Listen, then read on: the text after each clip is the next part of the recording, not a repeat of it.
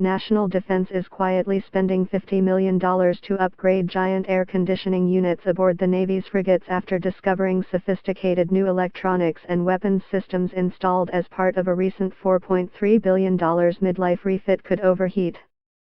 Documents obtained by CBC News show the problem was pointed out 5 years ago as contractors inspected the ventilation system, an exercise that turned up significant issues involving mold and condensation in all 12 warships. A report by Brunswick Engineering, which examined HMCS St. John's and other ships, found the heating, ventilation and air conditioning controls and the 4 ship-wide chilling units were not working properly. The problem becomes acute when the frigates operate in equatorial waters where the outside temperature hits 29 degrees Celsius and above. The inspection found, with air conditioning blasting and the combat systems switched off, the warship was still warm inside. Should HMCS St. John's have to operate at the maximum design conditions, using its combat suite, it is unlikely to be able to maintain the design conditions, said the report, written in the fall of 2011 and presented to National Defense Headquarters shortly thereafter. Capt. Navy, Craig Skjerpen, the Commander Maritime Operations Group 5 based on the East Coast said 3 of the frigates have since undergone the air conditioning retrofit and the remaining 9 will be scheduled over the next 3.5 years.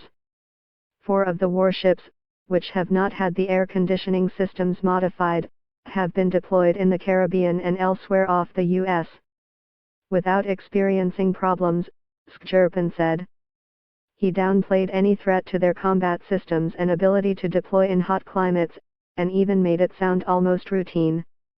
It's just upgrading a system that needs to be upgraded, Skjerpen said. I don't want to get into any guesswork on what could go wrong. But the engineers who did the initial inspection painted a more stark picture.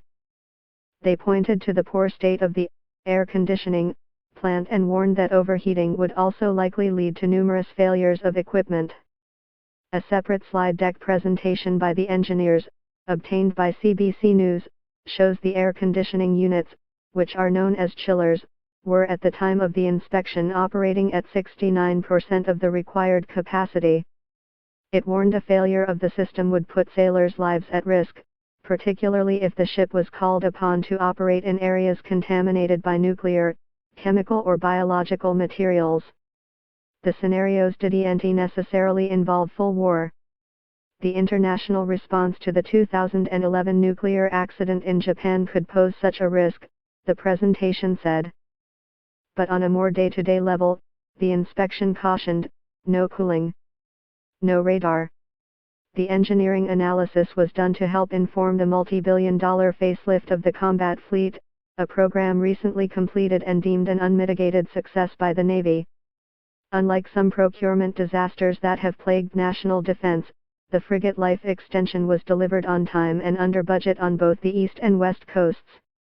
Yet, the warning about the air conditioning system was not incorporated into the original work plan, and the Navy will have to pay for the upgrades out of its annual maintenance budget.